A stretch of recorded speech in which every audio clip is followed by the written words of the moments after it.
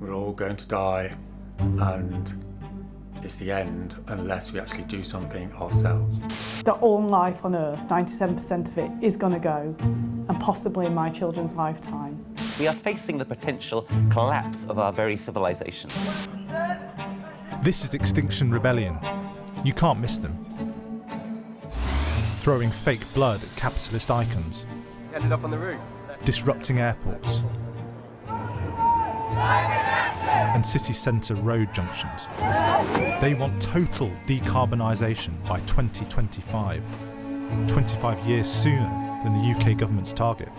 And some say the radicalism of their demands makes them inherently left-wing too. Not to mention their supporters.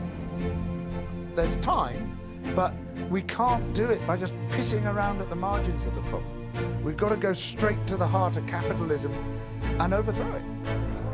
These Extinction Rebellion protesters have disrupted London City Airport, delaying planes and inconveniencing passengers. But are these smart tactics by the group? Does it mobilise broad popular support and force serious action from politicians?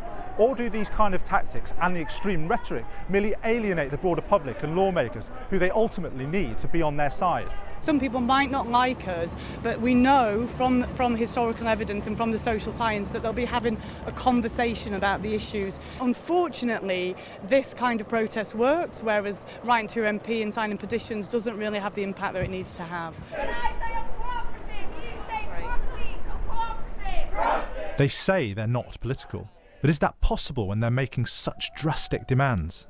We're not ideological. There may be people in Extinction Rebellion that think a different version of capitalism's cool, or they like this form or that form. It's not down to us to say we want this kind of system or not that one or whatever. This one's not working for us. Polling data seems to suggest the tactics of Extinction Rebellion have been successful in driving the environment up the list of the public's concerns. According to a YouGov poll conducted in April, 24% of people put the environment among their top issues facing the country, ranking it number 4. That's roughly equal to the economy and immigration. And 43% of 18 to 24-year-olds named it as one of their top 3 priorities, versus only 19% of over 65s, suggesting its salience will continue to rise over time. Climate justice! We want it now!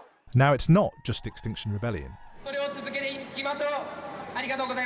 There have been the school strikes, the speeches of Greta Thunberg, We are facing a man-made disaster. and a major David Attenborough BBC documentary.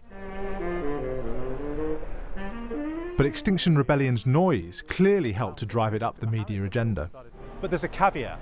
While the polls do suggest that the environment is rising in public concerns, it's still below issues like Brexit and health.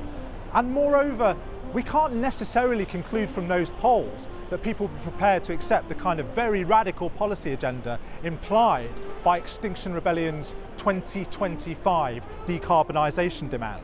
The low energy future is one where it essentially says, decarbonise by 2025, shut down large parts of the modern economy. You can't have the lives you're living now, and to you billions of people in the developing world, you can't have them either. Once that kind of impacts on people's lives, then they suddenly get a bit more sceptical about some of the sacrifices they're going to be asked to make. What do scientists think of the idea that the only way to decarbonise is to get rid of our capitalist system? It is a market-based capitalist system, and market measures will take us some way to decarbonize the economy, but by themselves they are not sufficient to take us to carbon neutrality, net zero emissions. Movements like Extinction Rebellion and Youth for Climate this year have done a lot to put climate change on the agenda and on the radar of policymakers, and this is certainly a contribution that might, I hope, put action on the table and move us forward. Moving us forward, or potentially a wrong track?